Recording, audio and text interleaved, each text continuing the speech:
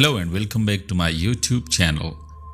Chapter 1 इब्तिदाई Anglo Saxon अदब। Europe के मुख्तलिफ ममालिक में कौमी अदब निशात सानिया यानी रेनेसेंस के बाद ही पले फूले, मगर उनके बीज हर मुल्क की सरजमीन पर अरसा दराज से मौजूद थे और उनकी जड़ें बराबर फैलती रही। चुनांचे एंग्लो सैक्सन कौम जो यहाँ 5वीं सदी ईस्वी में आकर आबाद हुई थी के अदब पारों में हमें मखसूस अदब की झलक दिखाई देती है, जो मलिका एलिज़ाबेथ के अहद में अपने ऊंचे कमाल पर पहुंचा और अपनी कौमी इनफरादियत की बिना पर तमाम यूरोप के अदब से मुतासिर नजर आया। ये दरियाई एल्बे और ओडर के दरमियान रहने वाली अल्मानी यानी जर्मेनिक कौम के कबीले हुन कौम की शदायत से परेशान होकर जज़ायर बरतानिया में आकर आबाद हो गए। एंग्लो ने दरियाई हमर के शुमाल के तमाम हिस्से पर, ज्यूट्स ने कैंट के सूबे पर और सैक्सनों ने बाकी मुल्क पर कब्जा जमा लिया। ये सब लोग काफिर थे,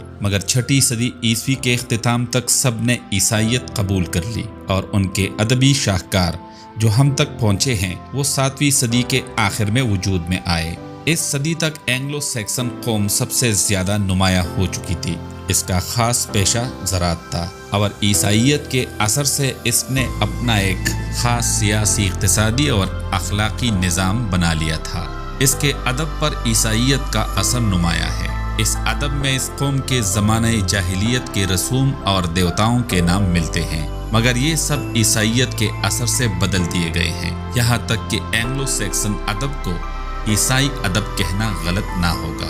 इस वक्त हमारे पास एंग्लो सैक्सन अदब का जो ज़ख़ीरा है उसको यकजा करने वाले लातीनी ज़बान के वो उलमा थे जो इंग्लिस्तान में ईसाइयत के फैलने के बाद ज़हूर में आए। 597 ईस्वी में सेंट ऑगस्टाइन ने रोम से आकर कैंट में कैंटरबरी का गिरजा कायम किया। तकरीबन इसी जमाने में नॉर्थम्ब्रिया में पादरियों ने तबलीग का काम शुरू किया। इन दो मरकजों से ईसाइयत फैलती हुई सैक्सन लोगों में पहुंची। अवल ज़िक्र से मुतालिक लातीनी आलिम ओल्डहम और सानियो ज़िक्र से मुतालिक बीट और अल्खोइन खास तौर पर नुमाया हुए। उन्होंने और उनके साथियों ने लातीनी को अपने अदबी और इल्मी मतालिब के अदा करने का जरिया बनाया, मगर एंग्लो सैक्सन की जितनी तसानीफ उन्हें मिल सकी उनको भी जमा किया। उन्होंने जो चीज़ें छोड़ी हैं इनमें पहेलियाँ हैं, खासी तादाद मुख्तलिफ किस्म के नज़मों की है। इन नज़मों को वाज़ेह तौर पर 2 हिस्सों में तकसीम किया जा सकता है।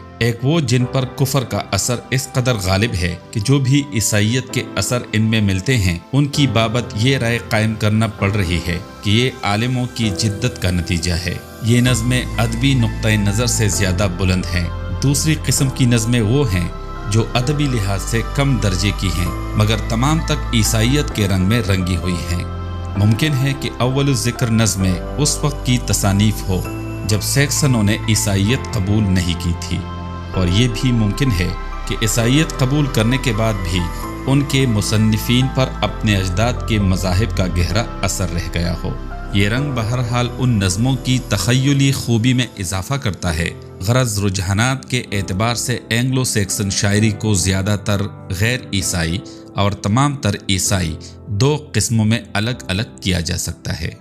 हम गैर मजहबी शायरी पर बात करेंगे। तब तक के लिए गुड बाय।